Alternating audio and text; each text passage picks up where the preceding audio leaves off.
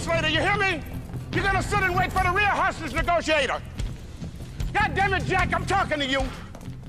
The last time you pulled this John Jittybug popcorn antique ass shit, people lost body parts. Now you go in there, and it's your badge. Jack, I know as mayor of this great metropolis, you and I have had our little tiff, but this is the lieutenant governor. Slater, here's what I... When the governor gets here, call me. Slater's attempting to enter. Do not let him in. Repeat, do not let him in. Piece of cake. Hey, you want to be a farmer? Here's a couple of acres. Decker, the next one I'll hurt. Slater, don't go in, run it.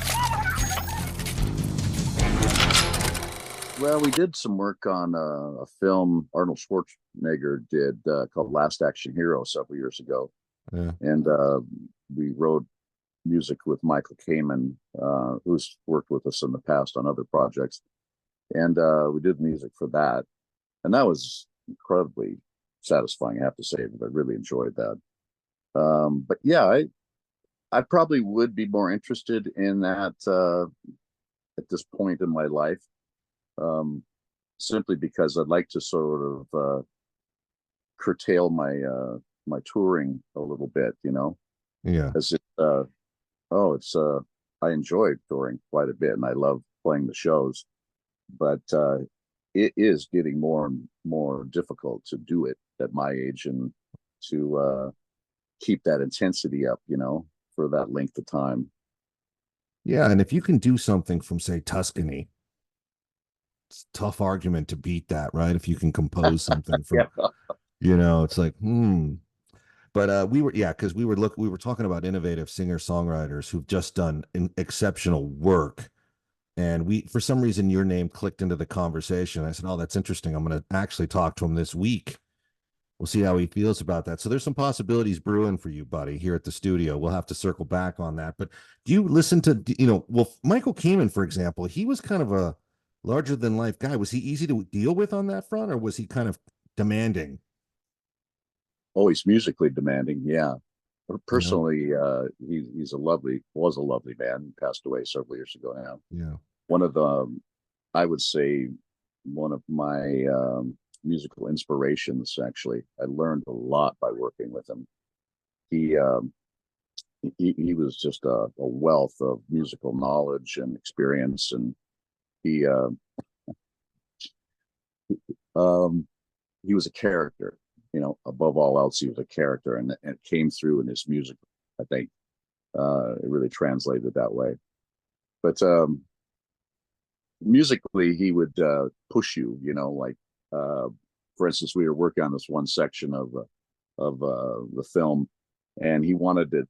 He had a vision in his head of what he wanted it to sound like, of course, and he was pushing me to come up with something that pleased him, you know. And it took a few times, but I finally started getting an idea of what he wanted. And as soon as I was close, he recognized that, and he would work with you to get you to that place, you know, which is a real talent to be able to do that, you know, with people and sort of guide them and to accomplish what you're hearing in your head, getting them to do that, you know. That's really, really, I think, difficult to do. But he came about it very naturally, and maybe it's because of his vast experience with working with orchestras and writers too, you know, having to change notes on the fly. And you know, there's a part on the end of this song called Real World that we recorded with him, and it's an oboe melody, and it's beautiful, and he did that in one take. We were in the studio and we needed an ending for the song, and he went, oh, I got it, get me my oboe. And his assistant got his oboe ready, and he went out there and he just heard it in his head, played it in one take, and it was perfect.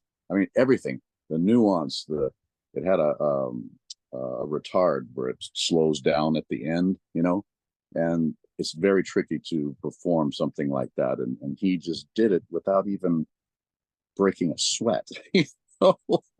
Yeah. Everybody in the studio was just in amazement that he just heard it and did it, you know. you're probably sitting back going, an oboe, what is this lunatic? But then it just works with some of these guys, you know. Yeah, but yeah. Well, he heard the instrument in his head. I need the oboe. yeah, that's such a good. Bring me that oboe.